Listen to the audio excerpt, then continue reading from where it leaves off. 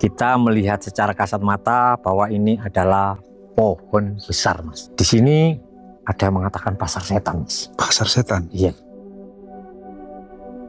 Jadi tidak hanya cerita bohongan bahwa di sini kampung gaib ini memang betul-betul ada.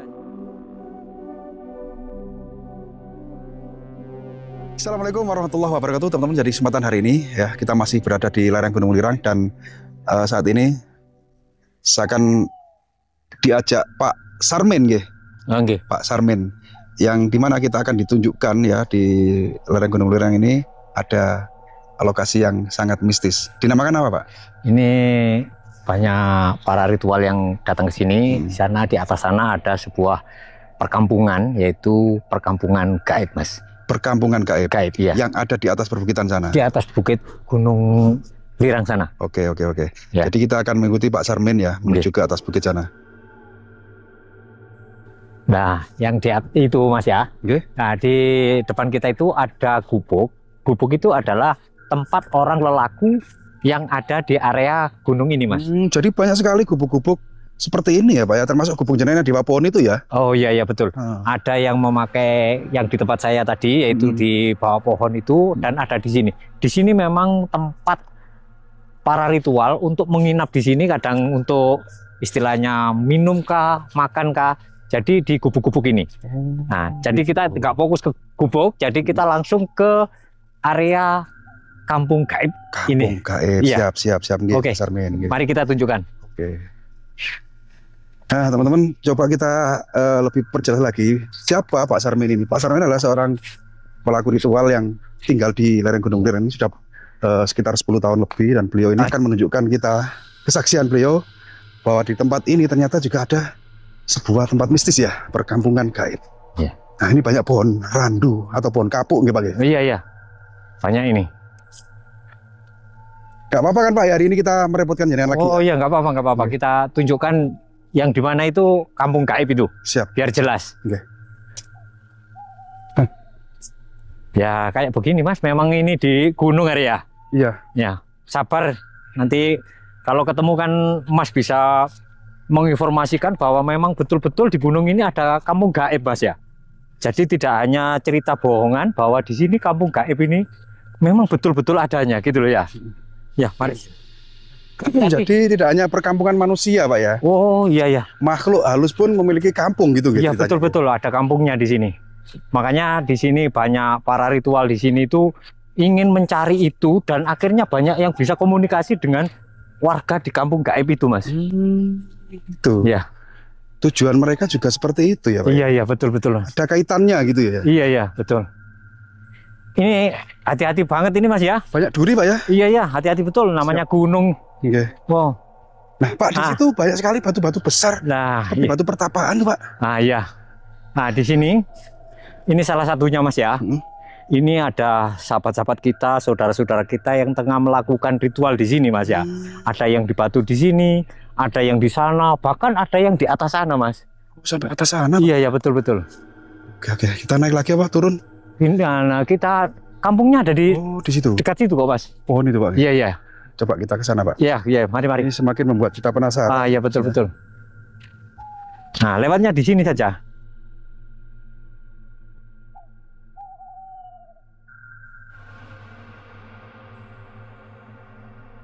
Nah ini, Mas, ini adalah salah satu batu, Mas ya. Di sana pun batu, itu batu. Tapi menurut mata telanjang kita, Mas, memang ini batu, Mas. Di depan kita ini sebetulnya ini adalah rumah hunian gaib, Mas. Nah ini salah satu rumah ini kita menganggapnya ini, menyebutnya memang betul-betul rumah ini, Mas.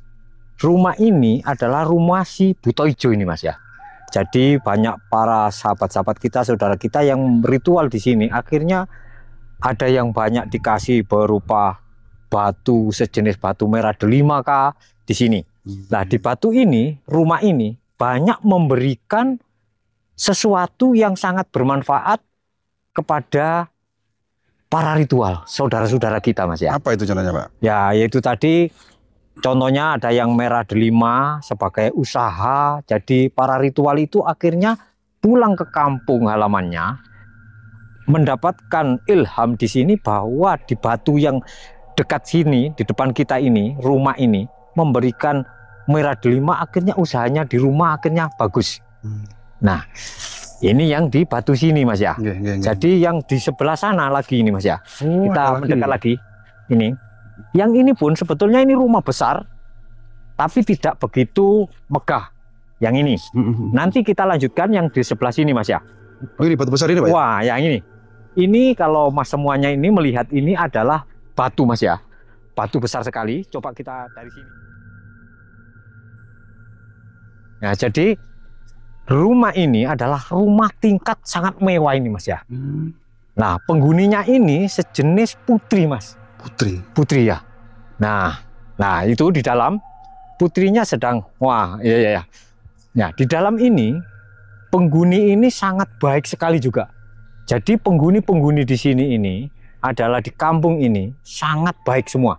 Tapi ada juga yang kurang baik, tapi mudah-mudahan tidak mengganggu kita semua. Jadi saya rasa ini baik karena kita tadi sudah komunikasi dengan baik bahwa penghuni rumah ini mewah, cantik, dan di dalamnya banyak istilahnya kayak dayang-dayang. Jadi menyerupai istana gitu Pak ya? Nah betul. Rumah ini adalah kayak mirip istana Mas. Entah kayak, tapi kelihatannya putri, tapi bersanggulkan itu kayak pakai mahkota gitu Mas ya. Apakah putri dari kerajaan gitu Pak? Ya kayak kelihatannya sejenis putri kerajaan. Tapi sebangsa makhluk ya, kita tidak bisa melihatnya gitu. Iya betul-betul. Jadi makhluk di sini ini sebetulnya kalau dilihat dari kita sendiri Mas ya, saya pribadi, makhluknya ini sangat kayak manusia biasa. Terlihat seperti manusia biasa. Manusia biasa. Tapi kita tidak bisa melihatnya Pak. Yang terlihat di sini hanya sebongkah batu. Tapi menurut siapa Pak? Pak Sarmin. Pak Sarmin. Iya. Ini merupakan sebuah istana yang dihuni para putri ya. Dan dibantu oleh dayang-dayangnya banyak sekali ya. Mungkin ini putri kerajaan siapa gitu kayak gitulah. Nah, nanti di sana banyak suara hiruk pikuk. Kita ke sana. Ke sana, yuk. Jadi yang pusat dari pasar kampung gaibnya itu? Di sini. Nah, ini kan kampung semua Mas. Ini kampung, rumah-rumah semua. Ini rumah Mas. Dan ini sebenarnya ini adalah jalan Mas ya. Oh, ini jalan. Jalan raya gitu Mas. Jalan raya ini, bagus sekali jalannya. Coba kita sekarang ini nampak secara kasat mata ini ya. Istilahnya kayak naik gunung ya. Iya. Cuma ini adalah jalan lurus, bagus sekali. Seperti jalan aspal. Betul-betul. Jalan aspal di sini. Coba kita naik di sini lagi ya. Itu ada batu lagi itu. Iya, banyak. Nah, bukan Mas, ini bukan batu Mas. Ini rumah Mas. Oh, rumah juga. Wah, ini rumah. Dan rumah Pak, seperti batu kura-kura Pak. Nah, di batu ini Mas, sebetulnya ini adalah rumah. Tapi rumah ini penghuninya kecil-kecil sejenis bajang Mas. Jadi warga atau sahabat-sahabat saudara-saudara kita mengatakan ini adalah rumah tuyul Mas ya. Rumah tuyul Pak. Iya. Jadi ada para ritual di sini. Jadi banyak orang ritual-ritual itu tujuannya untuk cepat mendapatkan kekayaan Mas. Dengan cara melihara tuyul. Nah, bukan. Di sini akhirnya ritual di sini dan di sini menemukan, ya kan? Menemukan dan mengajak pulang penghuni di sini. Karena banyak sekali penghuninya. Ini ngumpul, ini rumah besar ini Mas. Jadi memang kelihatannya kecil, cuma besar sekali. Di dalam banyak tuyulnya Mas ya. Banyak tuyulnya. Iya. Dan yang bisa mengajak pulang atau membawa pulang itu hanya orang-orang tertentu. Nah, orang-orang tertentu yang bisa istilahnya berkomunikasi dengan penghuni ini. Itu Pak. Iya. Ada syarat nggak kira-kira? Kalau misalnya ini kita nih mau ingin punya tuyul satu. Iya. Ada syarat nggak untuk membawa pulang ini Pak? Nah, ini menurut yang saya tahu pribadi Mas ya, ada syarat tertentu Mas. Apa itu Pak syaratnya? Memang syaratnya ini biasanya ini kalau yang membawa tuyul ini satu harus yang bersuami Mas, beristri. Kalau laki-laki harus punya istri yang istri istilahnya perempuan harus punya suami. Tidak boleh bujangan. Tidak boleh bujangan Mas. Jadi harus ritualnya itu harus yang betul-betul yang sudah menikah. Punya keluarga, ya sudah nikah. Baru itu syarat untuk memiliki tuyul di sini Mas ya. Harus semedi di sini gitu Mas? Iya, ritual di sini Mas. Dan akhirnya banyak ritual ya duduk di sini, kayak masuk rumah ini Mas. Di dalam? Di sana ada pasar Mas. Jadi pusatnya dari pasar gaib atau perkampungan gaib itu di sebelah mananya? Nah, di sebelah sana Mas ya. Kita tunjukkan lagi Mas ya. Nah, hati-hati Mas ya. Oke.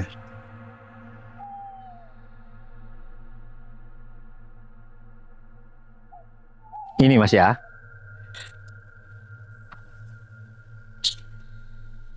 Ini Mas. Ini sebetulnya jalan dari sini Mas ya. Sini jalan besar. Ini adalah sebuah pasar yang sangat ramai Mas ya. Ini. Di sini adalah kayak di kota itu Mas ya. Pertokoan, ya banyak orang belanja di sini Mas ya. Di sini banyak sekali aktivitas, yaitu jual beli. Tapi kita entah, tapi kalau kita lihat Mas ya, ini pakai uang kayak uang kita Mas. Jadi aktivitas jual beli di pasar ini seperti jual beli orang pada umumnya. Iya betul-betul. Dengan alat beli, alat tukar itu alat tukarnya menggunakan uang ya kayak uang kita Mas. Oh. Jadi kalau dipikir aneh ya aneh, tapi kenyataannya memang di sini ini aktivitas jual beli memang betul-betul, wah itu yang di sana Mas ya. Yang di sana itu, wah itu kayak memborong sesuatu di sana Mas ya. Nah di sana itu pakai uang ya kayak uang-uang kita ini Mas ya. Nah banyak lagi di sana lagi, dan di sebelah depan ini Mas ya. Ini juga ada kayak, kalau di kota Mas, kayak apa ya? Sejenis plaza Mas. Yang mallnya gitu Pak ya? Hah? Mall ya? Mall di sana. Depan sana itu. Kalau secara istilahnya mata biasa Mas, di sana itu kayak pohon-pohon besar ini aja. Ya, tapi di situ adalah mall Mas. Jadi kita harus melalui apa ya? Dimensi lain Mas ya. Jadi tidak semua orang bisa melihatnya, jenengan ya Pak Sarmin, yang bisa melihat dengan mata batin bahwa di tempat ini merupakan pasar, juga ada mall gitu. Nah di sebelah sana tadi yang itu yang mall, ya yang ini adalah sebuah gerbang Mas. Kita melihat secara kasat mata bahwa ini adalah pohon besar Mas. Ada lubangnya juga, tapi yang di sini adalah banyak para ritual yang di gubuk-gubuk itu melakukan ritual di sini untuk memasuki dimensi pasar gaib ini Mas. Jadi ini adalah merupakan sebuah pintu gerbang. Iya betul. Nah di sini Mas, ini beberapa contoh ini Mas ya. Ini adalah para ritual-ritual yang di sini Mas ya, melakukan di sini ritual ini. Tidak semuanya mudah Mas ya. Itu apa itu Pak? Nah ini adalah tempat cobek itu. Ya? Nah ya ini cobek atau laya Mas ya. Kalau ini agak kecil ya cobek lah. Nah ini adalah tempat persajian untuk ritual untuk memasuki di daerah dimensi pasar ini Mas. Di sini ada yang mengatakan pasar setan Mas. Pasar setan? Iya.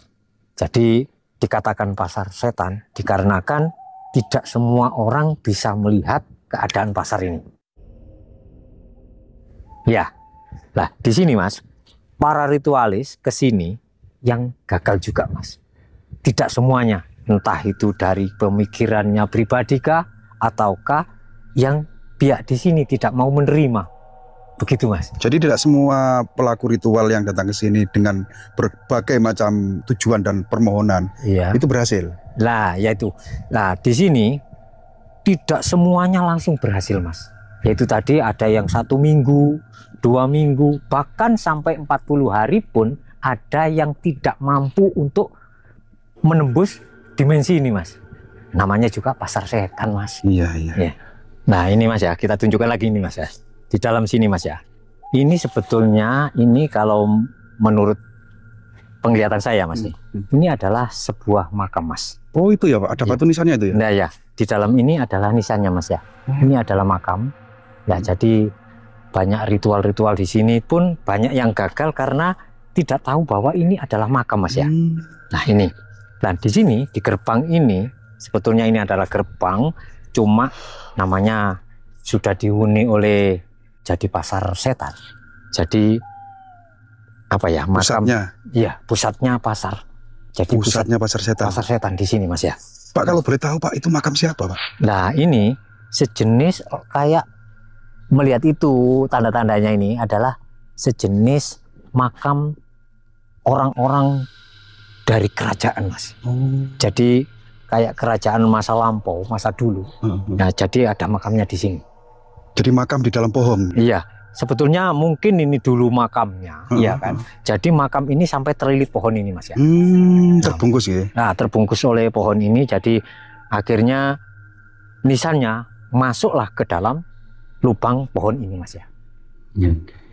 Boleh kita tunjukkan yang lainnya lagi, Mas? Monggo, ada lagi, Pak? Ada. Nah, di sini, mari kita ke sini. Hati-hati, Mas ya. Nah, di sini. Coba.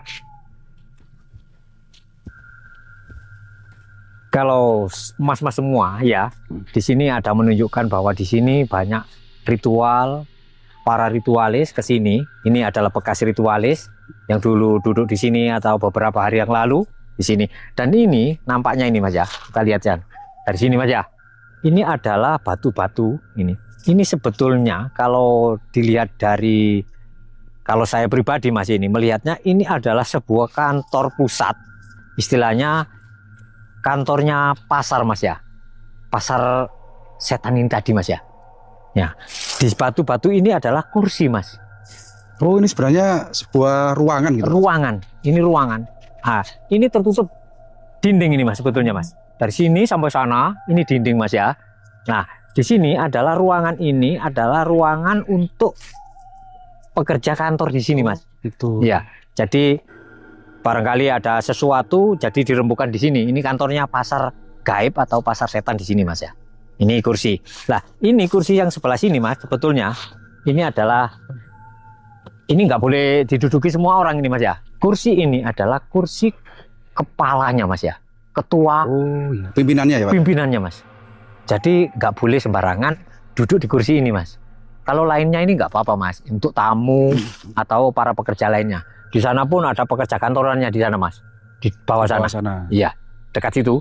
Nah, ini adalah untuk tamu. Barangkali ada sesuatu yang mau ditanyakan tentang keberadaan pasar, kayak apa, cara tukar menukar beli itu, Mas ya. Ada keluh kesah masyarakat, ya sama dengan pasar pada umumnya pada kita, Mas ya. Pak Sarmin, ya, ya. Mungkin ini yang terakhir. Iya. Untuk sebenarnya tadi ingin kita tanyakan, cuman jenengan masih sangat antusias untuk menceritakan sebuah lokasi yang sangat keramat ini, yang sangat mistis ini. Adakah pengalaman yang membuat jenengan tentunya tidak akan terlupakan seumur hidup di tempat ini atau tentang tempat ini, Pak? Nah, begini, Mas ya. Ini pada suatu malam, Mas, pertama datang ke sini, Mas ya. Namanya juga di hutan, Mas ya. Kita datang ditampung oleh saudara-saudara kita ritual yang ada di gubungnya tadi di bawah, Mas ya. Iya, yang gubungnya di bawah. Yang bawah tadi. Dan di situ kita kelaparan, Mas. Para ritualis juga di sana itu juga lapar, Mas. Dan akhirnya saya tertidur di sana. Waktu kelaparan malam itu, Mas ya. Di waktu malam itu lapar itu. Perut sudah lapar, mau mencari makanan juga keadaannya hujan lebat. Jadi kita tidak bisa kemana-mana, Mas. Dan akhirnya dalam kelaparan kita, perut kita sudah keroncangan, betul-betul keroncangan. Akhirnya kayak tertidur gitu, Mas ya. Di dalam tidur itu kayak sekejap, tapi tidak sekejap, Mas. Ada perjalanannya. Yaitu ada seseorang mengajak membeli makanan, Mas. Itu di mimpi atau di nyata? Nah, kayak setengah tidur, setengah tidur, setengah sadar, setengah tidak sadar, Mas ya. Ini posisi hujan, Pak ya? Posisi hujan lebat, Mas. Tapi kayaknya waktu itu saya diajak datang ke sini, tempat ini kayaknya, gak taunya memang betul-betul tempat ini. Dan di sini, Mas, membeli makanan, dan akhirnya saya makan dengan lahap sama saudara kita yang mengajak itu, makan dengan lahap. Dan akhirnya lama kita sambil nongkrong. Terus di situ akhirnya kayak terbangun, Mas. Lah, dalam terbangun gitu, akhirnya sadar bahwa, oh, saya tadi kayak apa ya? Kayak ke pasar. Dan akhirnya perut kita kok sudah kayak seger bugar dan kenyang, sudah kenyang lagi, Mas. Yang awalnya tadi merasa lapar. Lapar dan keroncangan banget, Mas. Setelah mengalami peristiwa tadi, akhirnya sadar kenyang. Kenyang. Nah, Dan dari awal itulah jenengan bisa meyakini dan mengetahui bahwa tempat ini memang perkampungan gaib atau pasar setan. iya betul. Karena di sini akhirnya teman-teman kita mengajak ke sini dan itu betul-betul Mas. Diajari cara ritual di sini, akhirnya ketemulah di sini bahwa di sini memang betul-betul ini area pasar setan Mas. Jadi sebuah pengalaman yang luar biasa sekali yang jenengan alami. Iya, iya. Di samping jenengan sendiri juga sidik paninggal, bisa kita katakan seperti itu. Orang yang sampai saat ini pun bisa melihat ya Pak, di sini masih banyak. Iya, betul. Selain manusia juga ada makhluk lain ya, selain manusia ya. Iya, iya. Jadi pengalaman siapa namanya Pak Sarmin. Pak Sarmin ini Iya. yang berada di lereng gunung apa? Gunung Lirang ini. Gunung Lirang ya. Iya, iya. Ini yang hidup di sini udah lebih dari berapa? 10 tahun ya Pak? 10 tahun lebih. Yang awalnya rumah jenengan kan yang di bawah pohon. Iya. Yang di bawah sana itu kan ada gubuk-gubuk itu. Iya. Saudara-saudara jenengan juga. Iya, iya. Dan ternyata di sini Pak Sarmin itu boleh kita agak sedikit humor ya. Iya, iya. Tidak kekurangan makanan karena di sini ada pasarnya. Gitu, Iya, ya, betul. Pak Sarmin, terima kasih ya sudah sama-sama. bersedia mengantar kami mengeksplor sebuah tempat yang kalau kita ceritakan ini memang seperti sangat tidak masuk akal Pak. Percaya tidak percaya kita hidup itu berdampingan Pak ya. Betul sekali, betul. Jadi semoga tangan kali ini bisa menjadi wawasan tambahan kita bahwa di tanah Jawa ini masih banyak tempat-tempat mistis, tempat-tempat misteri yang tentunya berada di lereng-lereng gunung seperti ini. Pak Sarmin, terima kasih ya. Iya, sama-sama. Karena ini sudah sore, jadi kami mohon pamit. Kita nanti bareng turun kembali sekalian ke rumah jenengan. Oh, okay. Jadi mungkin lain waktu kita sowan lagi ke sini. Okay. Mungkin panjenengan sehat dan sukses selalu. Rahayu. Rahayu.